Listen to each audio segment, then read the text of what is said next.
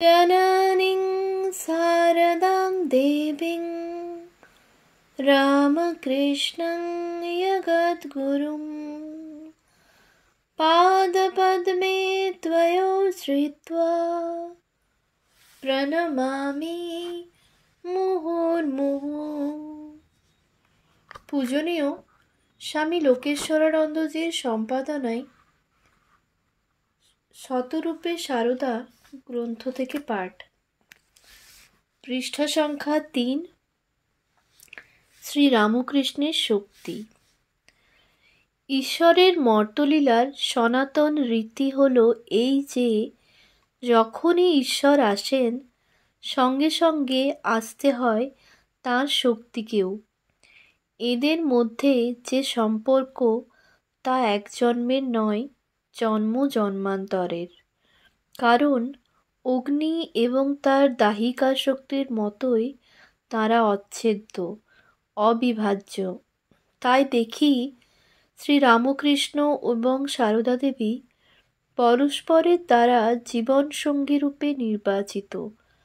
যুবক গদাধরের জন্যে বহু চেষ্টাতেও যখন মনোমত পাত্রের সন্ধান পাওয়া যাচ্ছিল না, তখন ভাবাবিষ্ট হয়ে গদাধর একদিন তাঁর অভিভাবকদের বললেন, অন্যত্র অনুসন্ধান করা বৃথা, জয়রামবাটির রামচন্দ্র মুখুজ্জের বাড়িতে দেখো গে, বিয়ের কোণে সেখানে কুটো বাঁধা হয়ে রাখা আছে।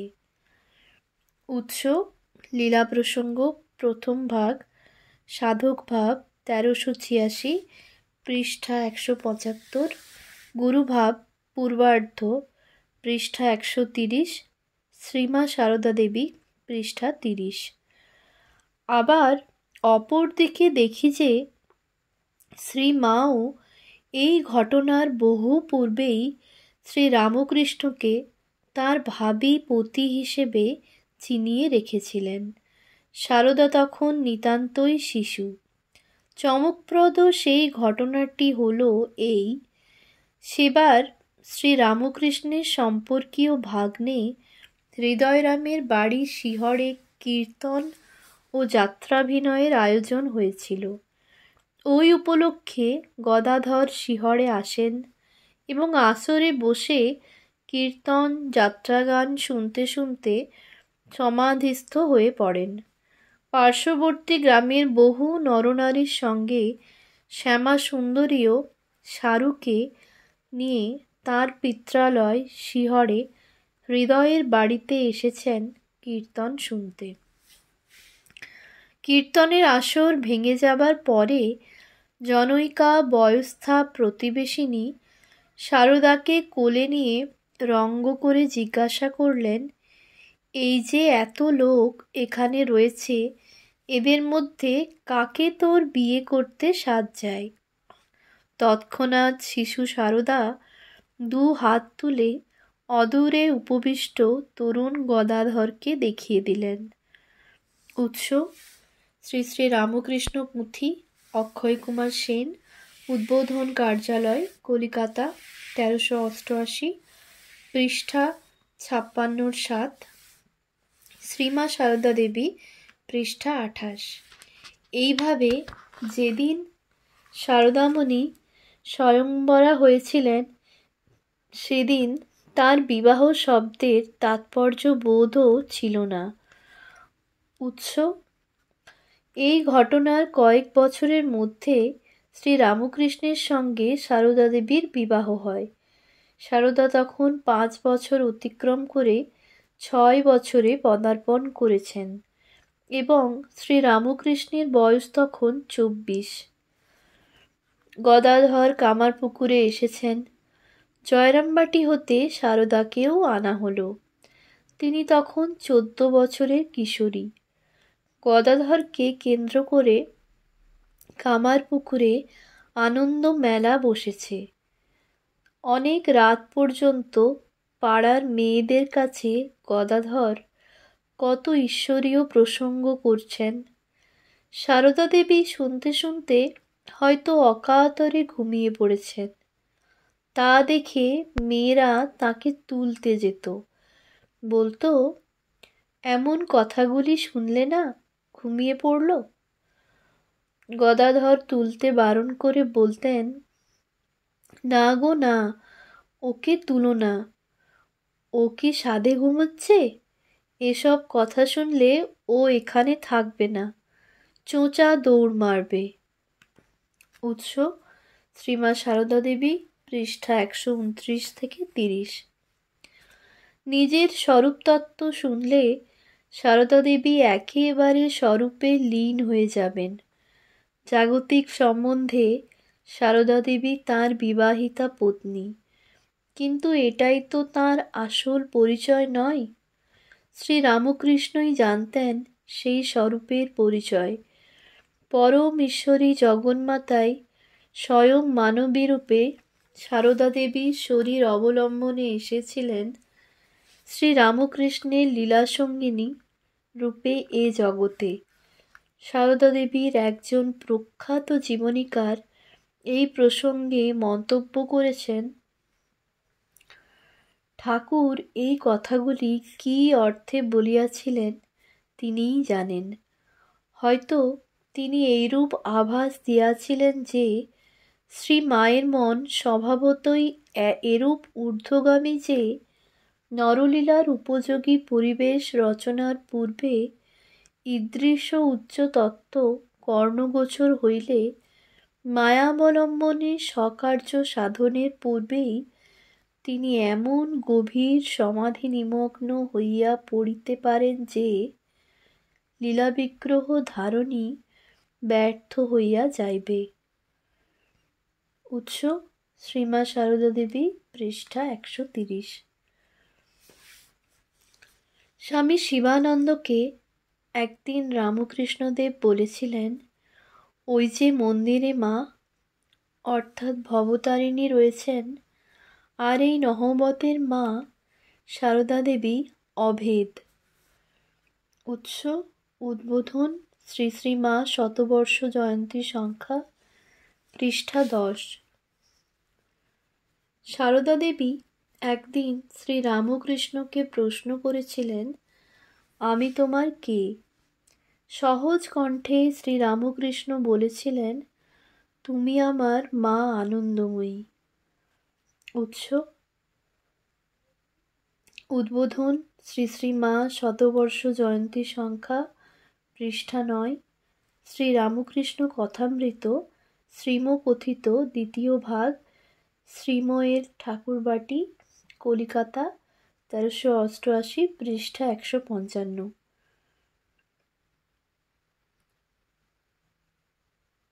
অন্য একদিন শ্রীমা শ্রী রামকৃষ্ণকে জিজ্ঞাসা করেছিলেন, আমাকে তোমার কি বলে মনে হয়? শ্রী রামকৃষ্ণ জবাব দিলেন, যে মা মন্দিরে আছেন তিনিই এই শরীরে জন্ম দিয়েছেন ও এখন নহবতে বাস করছেন।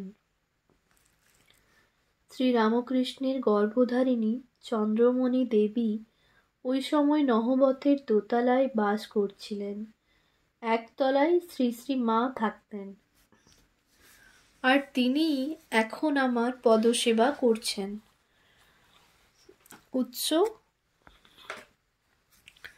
তদেব দ্রষ্টব্য লীলা প্রসঙ্গ, প্রথম ভাগ, সাধক ভাব, পৃষ্ঠা 362।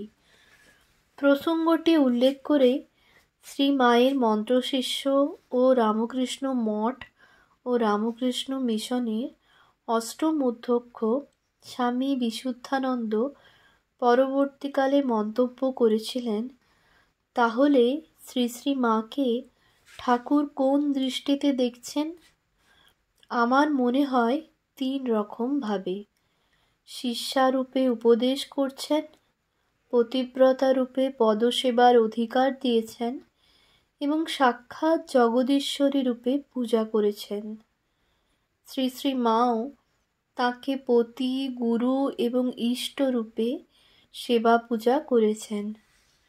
উৎস: যোগক্ষেম, সংকলন বিমল কুমার ভট্টাচার্য ও ললিত কুমার মুখোপাধ্যায়, কলিকাতা, প্রথম সংস্করণ, 1979, পৃষ্ঠা 164, এই প্রসঙ্গে নির্বেদানন্দের একটি উক্তি স্মরণ করা যেতে পারে। শ্রী রামকৃষ্ণদেবের চোখে সারদা দেবীর নিষ্কলঙ্ক মন যেন একটি মহামূল্য মণির মতো। তার নানা দিকে প্রতিফলিত তার ব্যক্তিত্বের নানা রূপ, স্ত্রী, সন্ন্যাসিনী, শিষ্যা, জগজ্জননী, প্রতিটি রূপই পূর্ণ, সম্পূর্ণ বিপরীতের কি আশ্চর্য সমন্বয়। Great women of India, editors Swami Mahadevananda Rameshchandra Majumdar, অদ্বৈত Ashrama, Mayavati, second edition, 1982, page number 484।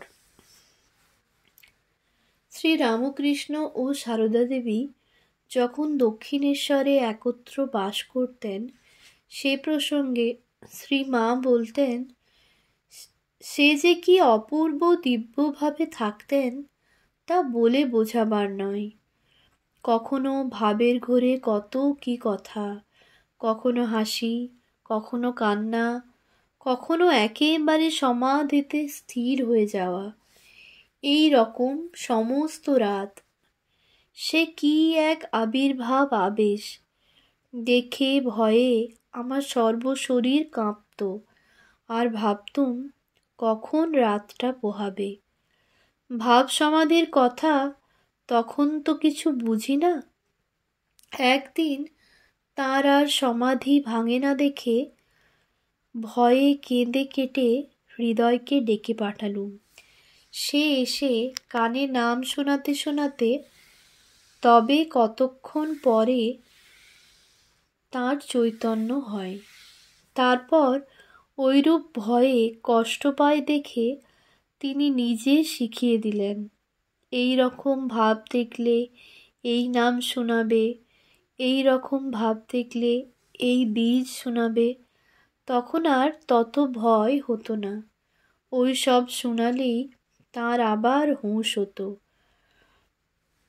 উৎস লীলা প্রসঙ্গ, প্রথম ভাগ, গুরু ভাগ, পূর্বার্ধ, পৃষ্ঠা 139। শুধু যে শ্রীরামকৃষ্ণের মনই ঊর্ধ্বলোকে বিচরণ করত তাই নয়, সারদা দেবীর মনও অনুরূপভাবে দেহাতীত ভূমিতে অবস্থান করত। শ্রীরামকৃষ্ণ নিজেই এই সম্পর্কে আলোকপাত করেছেন। বলেছেন যে তার মনে হতো তারা যেন দুজনেই মার সখী। উৎস কথামৃত, দ্বিতীয় ভাগ, পৃষ্ঠা 155। দীর্ঘ 8 মাস কাল শ্রীরামকৃষ্ণ সারদা দেবীকে অতি নিকটে রেখেও তার মধ্যে বিন্দুমাত্র দেহবুদ্ধির প্রকাশ দেখতে পাননি। পরবর্তীকালে তিনি এই জাহ্নবী সদৃশা পবিত্রতা স্বরূপিণীর মহিমার পরিচয় দিতে গিয়ে দ্ব্যর্থহীন ভাষায় বলতেন, ও শ্রীমা যদি এত ভালো না হতো, আত্মহারা হয়ে তখন আমাকে আক্রমণ করত, তাহলে সংযমের বাঁধ ভেঙে দেহবুদ্ধি আসত কিনা কে বলতে পারে। দ্রষ্টব্য লীলা প্রসঙ্গ, প্রথম ভাগ, সাধক ভাব, পৃষ্ঠা 364।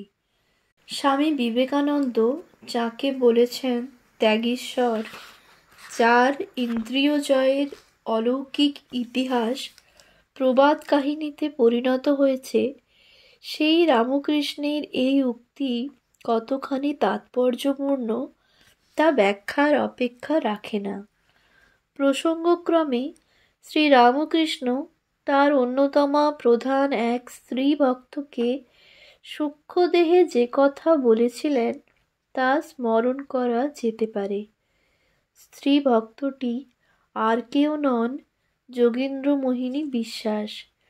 শ্রীরামকৃষ্ণ ভক্তমণ্ডলীর কাছে যিনি যোগীর মা নামে সুপরিচিতা, তিনি শ্রী মায়ের সঙ্গে অতি ঘনিষ্ঠভাবে মিশবার সুযোগ পেয়েছিলেন। শ্রী মায়ের ভাব সমাধি দেখবার দুর্লভ সৌভাগ্যও তাঁর হয়েছিল। আবার অজস্র স্নেহ মমতা ও আদর যত্ন পেয়েছিলেন শ্রী মায়ের কাছ থেকে। তবু তাঁর মনে সংশয়ের বীজ শিকড় গেড়েছিল। তিনি ভাবতেন ঠাকুর অমন ত্যাগী ছিলেন, আর মাকে দেখছি ঘোর সংসারী, তাই ভাইপো ভাইঝিদের জন্য অস্থির। এই রকম মানসিক ভাবনা নিয়ে যোগীন মা একদিন গঙ্গার ঘাটে বসে ধ্যান করছেন। হঠাৎ শ্রী রামকৃষ্ণ তাঁর সামনে আবির্ভূত হয়ে বললেন, দেখো গঙ্গায় কি ভাসছে। যোগীন মা দেখেন নাড়ি ভুঁড়ি জড়ানো একটি সদ্যজাত শিশু গঙ্গায় ভেসে যাচ্ছে। রামকৃষ্ণদেব তা দেখিয়ে বললেন, গঙ্গা কি কখনো অপবিত্র হয়? না তাকে কিছু স্পর্শ করে। ওকে, শ্রীমাকে তেমনই জানবে। ওর উপর সন্দেহ এনো না। ওকে আর একে নিজেকে দেখিয়ে অভেদ জানবে। উৎস শ্রী শ্রী মায়ের কথা, দ্বিতীয় ভাগ, উদ্বোধন কার্যালয়, কলিকাতা, ৮ম সংস্করণ, ১৩৮৫, পৃষ্ঠা ২৯৮। এইভাবে শ্রী রামকৃষ্ণ বিশ্ববাসীর জন্য শ্রী মায়ের অলৌকিক মহিমার কথা ধীরে ধীরে জানিয়ে দিয়েছিলেন। আমরা এইমাত্র দেখলাম যে শ্রী রামকৃষ্ণ শ্রী মা সম্পর্কে যোগীন মাকে বলেছেন, ওকে আর একে অভেদ জানবে। অর্থাৎ শ্রী রামকৃষ্ণ বলতে চাইছেন যে তারা একে অন্যের অন্তরে বাইরে পরিব্যাপ্ত হয়ে রয়েছেন। বাইরে মাত্র পৃথক সত্তা, অন্তরে তারা এক অভিন্ন একাত্মা। দিব্য দাম্পত্য জীবনলীলায় এ এক বিচিত্র অধ্যায়। এই সূত্রে উল্লেখ করা অপ্রাসঙ্গিক হবে না যে শ্রী রামকৃষ্ণ এবং তিনি যে অভেদ, একথা সারদা দেবীও পরবর্তীকালে একাধিকবার স্পষ্ট ভাষায় বলেছেন। আবার কখনো কখনো ইঙ্গিত মাত্র করেছেন, কিন্তু সেই ইঙ্গিত এমনই অর্থবহ যে ব্যাখ্যার অপেক্ষা রাখে না। যেমন কখনো বলেছেন, আমরা কি আলাদা? উৎস শ্রীমা সারদা দেবী, পৃষ্ঠা ৪৮৯। অথবা ঠাকুর ও আমাকে অভেদভাবে দেখবে। উৎস শ্রী শ্রী মায়ের কথা, প্রথম ভাগ, দ্বাদশ সংস্করণ, ১৩৮৭, পৃষ্ঠা ৩৮। আবার স্বামী বিরজানন্দ রামকৃষ্ণ মঠ মিশনের ষষ্ঠ অধ্যক্ষ একসময় শ্রী মায়ের কাছে আক্ষেপ করে বলেছিলেন, ঠাকুরের দর্শন পেলুম না, কি হবে? শ্রী মা উত্তরে বলেছিলেন, ঠাকুরের দর্শন তো পেয়েছ। কথাটি শুনে স্বামী বিরজানন্দ প্রথমে অবাক হয়েছিলেন, কারণ স্থূলদেহে শ্রী রামকৃষ্ণের দর্শন লাভের সৌভাগ্য তাঁর হয়নি। কিন্তু পরে কথাটির তাৎপর্য তাঁর হৃদয়ঙ্গম হয়েছিল। তিনি বুঝেছিলেন, মা বলিতেছেন, যখন শ্রী শ্রী মাকে তিনি দর্শন করিয়াছেন, তখন ঠাকুরেরই দর্শন পাওয়া গিয়াছে। উৎস অতীতের স্মৃতি, স্বামী শ্রদ্ধানন্দ, উদ্বোধন কার্যালয়, কলিকাতা, ৪র্থ সংস্করণ, ১৩৮৯, পৃষ্ঠা ১৪০। শ্রী রামকৃষ্ণ তার সহধর্মিণীর স্বরূপ জানতেন বলেই শ্রী মায়ের সঙ্গে তার দৈনন্দিন ব্যবহারেও খুবই সম্ভ্রম প্রকাশ পেত। তার মনে কোনোভাবে বিন্দুমাত্র আঘাতও দিতে চাইতেন না। দক্ষিণেশ্বরে শ্রী রামকৃষ্ণের কাছে অনেক ফল মিষ্টি আসত, আর শ্রী রামকৃষ্ণ ওইসব নহবতে শ্রী মায়ের কাছে পাঠিয়ে দিতেন। শ্রীমা সে সবই মুক্ত হস্তে বিলিয়ে দিতেন। একদিন শ্রীরামকৃষ্ণ একটু অনুযোগের সুরে বলেছিলেন, এত খরচ করলে কিভাবে চলবে? ওই কথা শুনে শ্রীমাকে নীরবে চলে যেতে দেখে শ্রীরামকৃষ্ণ বিশেষ বিচলিত হয়ে পড়লেন। সঙ্গে সঙ্গে ব্যস্ত সমস্ত হয়ে ভাইপো রামলালকে ডেকে বললেন, ওরে রামলাল, যা তোর খুঁড়িকে গিয়ে শান্ত কর। ও রাগ করলে নিজেকে দেখিয়ে এর সব নষ্ট হয়ে যাবে। উৎস শ্রীমা সারদা দেবী, পৃষ্ঠা 94। শ্রী মায়ের কাছে শ্রীরামকৃষ্ণের এই স্বেচ্ছা পরাজয় প্রমাণ করে শ্রীরামকৃষ্ণের দৃষ্টিতে শ্রী মায়ের স্থান কোথায় ছিল। প্রসঙ্গটি উল্লেখ করে নিবেদিতা মন্তব্য করেছেন, শ্রী মা এমনই প্রিয় ছিলেন শ্রীরামকৃষ্ণের কাছে।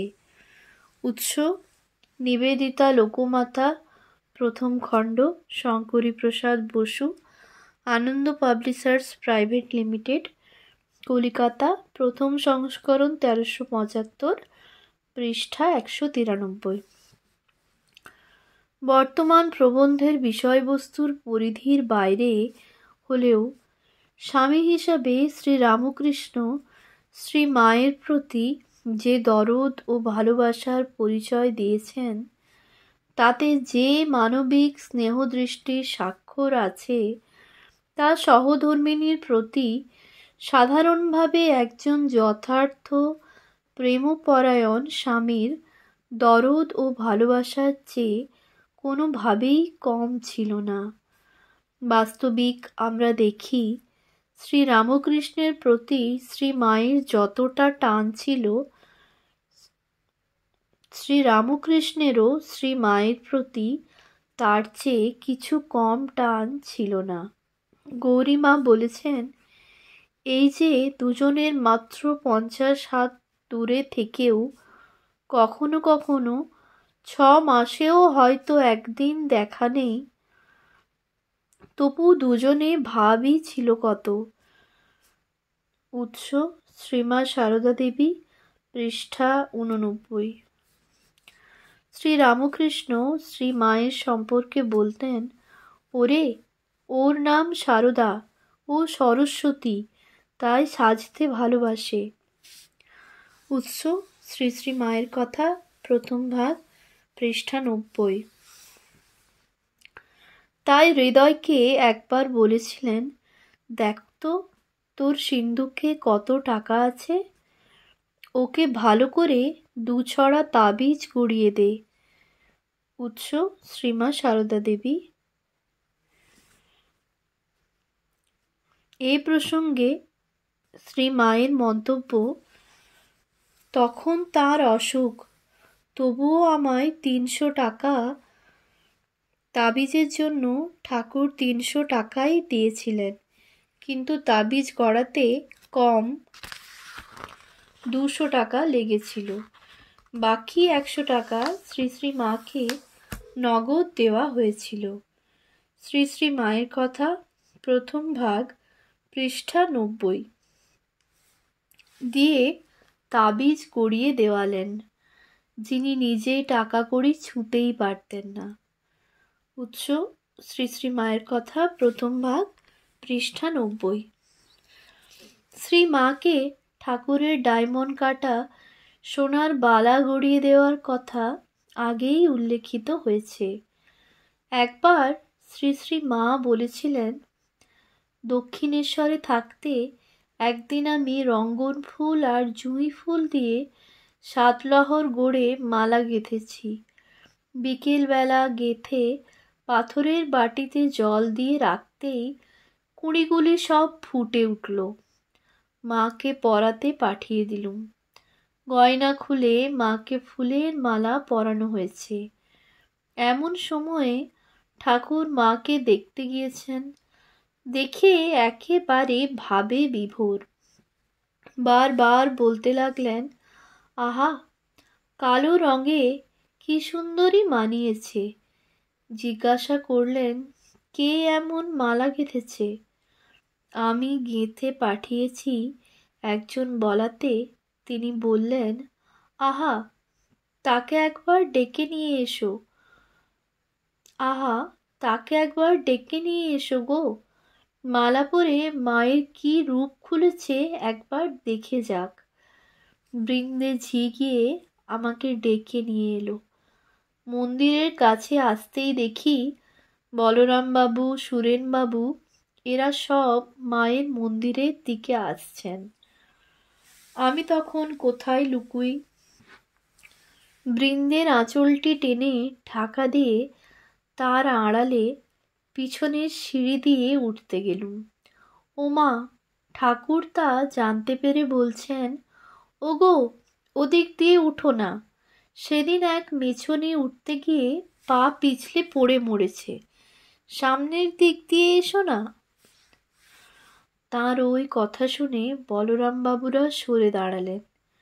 গিয়ে দেখি মায়ের সামনে ঠাকুর ভাবে প্রেমে গান ধরে দিয়েছেন। উৎস শ্রী শ্রী মায়ের কথা, প্রথম ভাগ, পৃষ্ঠা 46। ঠাকুরের মর্তলীলার অবসানের পরে শ্রী মায়ের ভরণ পোষণের কি হবে সে কথাও ঠাকুর গভীরভাবে ভেবেছেন। তিনি অত ত্যাগী হলেও একদিন শ্রী মাকে জিজ্ঞাসা করলেন, তোমার ক টাকা হলে হাত খরচ চলে? মা বললেন, এই 5-6 টাকা পেলেই চলে। মা বললেন, এই 5-6 টাকা হলেই চলে। তারপর প্রশ্ন করলেন, বিকেলে কখানা রুটি খাও? শ্রী মা খুব লজ্জা পেলেন। খাবারের কথা কি করে বলবেন? এদিকে শ্রী রামকৃষ্ণ বারবার প্রশ্ন করায় তিনি বললেন, এই 5-6 খানা খাই। ঠাকুর খরচের পরিমাণ হিসাব করে বললেন, তাহলে 500-600 টাকায় তোমার খুব চলে যাবে। পরে তিনি ওই পরিমাণ টাকা বলরামবাবুর নিকট গচ্ছিত রাখেন। বলরামবাবু ওই টাকা জমিদারিতে খাটিয়ে 6 মাস অন্তর 30 টাকা সুদ শ্রী মাকে পাঠিয়ে দিতেন। উৎস শ্রীমা সারদা দেবী, পৃষ্ঠা 90। শ্রী মায়ের কোনো রকম অসুবিধার কথা অবগত হলে শ্রী রামকৃষ্ণ অত্যন্ত বিচলিত হয়ে পড়তেন। একবার শ্রী মায়ের মাথা ধরলে শ্রী রামকৃষ্ণ খুবই উদ্বিগ্ন হয়ে পড়েন।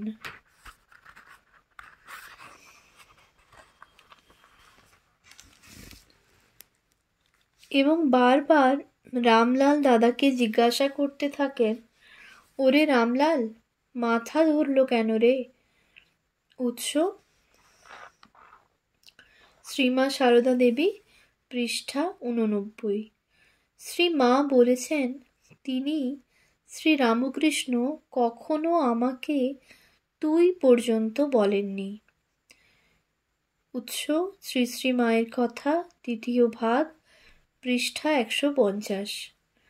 দক্ষিণেশ্বরে একদিন শ্রী রামকৃষ্ণের ঘরে তিনি খাবার নিয়ে গেছেন। শ্রী রামকৃষ্ণ তা খেয়াল করেননি। যথাস্থানে খাবার রেখে দিয়ে শ্রী মা চলে আসছেন। এমন সময় শ্রী রামকৃষ্ণ তার ভ্রাতুষ্পুত্রী লক্ষ্মী খাবার দিয়ে গেলেন মনে করে বললেন, দরজাটা ভেজিয়ে দিয়ে যাস। শ্রী মা বললেন, আচ্ছা। শ্রী রামকৃষ্ণ শ্রী মায়ের গলার স্বর শুনে চমকে উঠে বললেন, আহা, তুমি? আমি ভেবেছিলুম লক্ষ্মী। কিছু মনে করো না। এমনভাবে বললেন যেন কত অপরাধ করে ফেলেছেন। দিয়ে যাস বলেছিলেন, তার জন্যই এত সংকোচ। পরদিন পর্যন্ত নহবতের সামনে গিয়ে শ্রী শ্রী মাকে বললেন, দেখো গো, সারা রাত আমার ঘুম হয়নি। ভেবে ভেবে কেন এমন রূঢ় বাক্য বলে ফেললুম। উৎস শ্রী শ্রী মায়ের কথা, দ্রষ্টব্য, শ্রী শ্রী মায়ের কথা প্রথম ভাগ 107। এখানে উল্লেখ করা যেতে পারে যে তদানীন্তনকালে গ্রামাঞ্চলে বহু ভদ্রবংশীয় পুরুষরাও স্ত্রীকে তুই বলতে অভ্যস্ত ছিলেন, আর তার মধ্যে অশালীন কিছু আছে বলে মনে করাও হতো না। শ্রী মা বলছেন, আহা, তিনি আমার সঙ্গে কি ব্যবহারই করতেন, একদিনও মনে ব্যথা পাওয়ার মতো কিছু বলেননি, কখনো ফুলটি দিয়েও ঘা দেননি। উৎস শ্রী শ্রী মায়ের কথা প্রথম ভাগ পৃষ্ঠা 106-7। স্বয়ং ঈশ্বররূপে পূজিত হলেও এবং অধিকাংশ সময় আত্মভাবে বিভোর থাকলেও শ্রী মায়ের প্রতি সম্ভ্রম প্রদর্শনে এবং সৌজন্য প্রকাশের ব্যাপারে শ্রী রামকৃষ্ণকে সর্বক্ষণ সচেতন থাকতে দেখা যেত। সারদা দেবী তাই বলতেন, ঠাকুর যার পরনের কাপড় ঠিক থাকতো না, তারই আমার জন্যে কত চিন্তা। উৎস শ্রী শ্রী মায়ের স্মৃতিকথা, স্বামী শারদেশানন্দ, উদ্বোধন কার্যালয়, কলিকাতা, 1389, পৃষ্ঠা 98। শ্রী রামকৃষ্ণ শ্রী শ্রী মাকে কত সম্ভ্রমের দৃষ্টিতে দেখতেন সে সম্পর্কে তিনি অর্থাৎ শ্রী রামকৃষ্ণ নিজেই একদিন ভক্তদের কাছে বলেছিলেন যে শ্রী মা তার পায়ে হাত বুলিয়ে দেবার পর শ্রী রামকৃষ্ণ আবার তাকে নমস্কার করতেন। উৎস শ্রীমা সারদা দেবী, পৃষ্ঠা 91। আবার দেখা যায় যে শ্রী মা তাঁর জন্য খাবার নিয়ে আসলে শ্রী রামকৃষ্ণ মা ব্রহ্মময়ী, মা ব্রহ্মময়ী বলে সম্ভ্রম ভরে উঠে দাঁড়াচ্ছেন। উৎস উদ্বোধন 61তম বর্ষ, পৃষ্ঠা 235। ওম শান্তি শান্তি শান্তি। হরি ওম তৎসৎ। শ্রীরামকৃষ্ণার্পণমস্তু।